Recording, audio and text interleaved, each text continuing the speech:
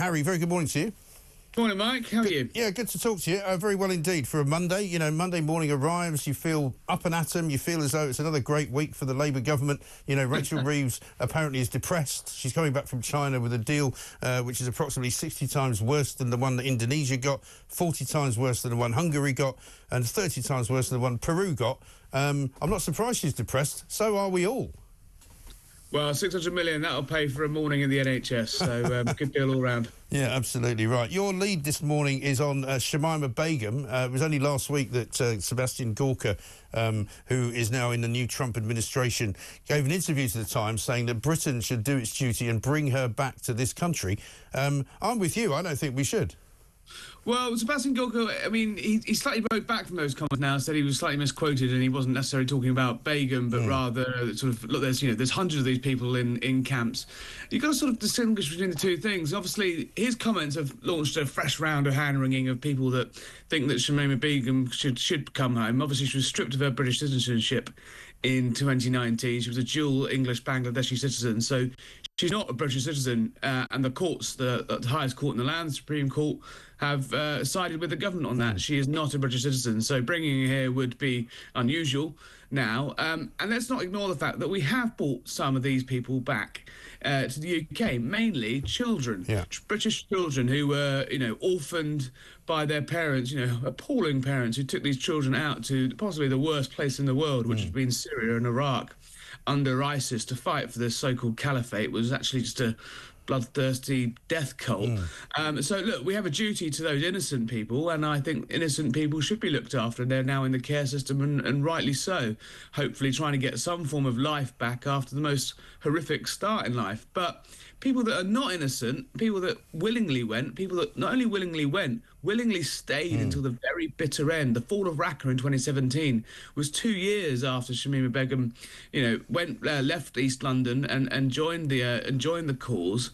And look, in the column tomorrow, I think, given that everyone else is using this as an opportunity to make the case that Shamima Begum should come home, and very lofty aim of putting her on trial, I thought it would be a good idea to just have a little look about what it actually would mean to bring her home, because a trial isn't going to happen. The whole point was that these people were able to go commit crimes in a different country, thousands of miles away. If they come home, where's the evidence that is going to be admissible to court? Right. And what law have they broken? They changed the law in 2019 in exactly response to this. It is now illegal to travel to terror hotspots to fight or support groups like ISIS. But that law came in after all of this had happened, and it can't be applied retrospectively. So what they're basically saying in Bring Shamima Begum Home is bring her home to essentially live a life on benefits. Who's going to employ her? No one's going to give her a job, are they? No, exactly, and also she'll will get bored of her pretty quickly, I think. Yeah, so exactly. She'll probably need a false identity. She'll need to be paid loads of money to exist in a place. I mean, I think 3 of her children died in Syria, so I don't think she's now got any children. But if she has more children, we'll have to support them. It's an absolute hiding to nothing, isn't it? But then I suppose the alternative question is, where does she go? Does she just stay in a refugee camp in Syria for the rest of her life? Well, I mean, the Kurds have been guarding her for, guarded that camp for years. There's no reason for that to change. Just because the regime change in Syria doesn't necessarily mean there is suddenly going to, suddenly change the situation. The new regime in Syria, David Lammy's in the Middle East this week dealing with, meeting with representatives from there. She chose to leave. Not only did she choose to leave, she chose to stay beyond a chance when she could have got out and got back safely before the bitter end. So her fate lies solely in the hands of the Syrians and of the or of the Kurds. So and also, if we bring her back, think about the sort of the trade-offs that's going to be required for that. Because look, this is a dangerous woman. Intelligence leaked, says that she was, an active fighter. She carried an AK-47. She was alleged to have stitched suicide bombers into the vests. She was, this was no blushing ISIS bride. No. This was someone who was actively, participating in the fight against the West in the ISIS fight. She denies that, but she also says, "Oh well, no one can prove it anyway." So she would have to be guarded not only for public safety in case she, turned back to her ISIS ways, but also would have to be guarded for her own safety because people will want to, exact revenge on her, and she will need to be protected. Now, who's going to make the decision of well, which MI5 agents and which officers and which security officials are going to be designated to Shamima Begum, rather than fighting, the massive Islamist threat that we have to counter every day. They're tackling far-right extremism. MI5 are being drafted in now to help smash people smuggling gangs. Our security services are already stretched to breaking point, and what we're essentially saying is, dozens of officers would have to be diverted from the day-to-day fight against terrorism to protect this numpty. Yeah, absolutely right. A week to go until the inauguration of Donald Trump, 47th President of the United States of America. It's going to be a fascinating year, obviously.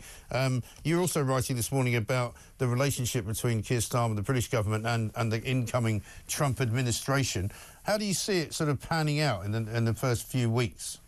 Well, obviously, we've had this weird transition phase which America has, but I can't in two minds whether it's a good idea. In Britain, we just basically have a general election, make our politicians go hell for leather around the country for 6 weeks, and then when they're at maximum peak exhaustion, give them their hands to the nuclear codes and ask them to make a cabinet and set up a new administration. The Americans do it a little bit differently, where they have they string it out over about a month and a half.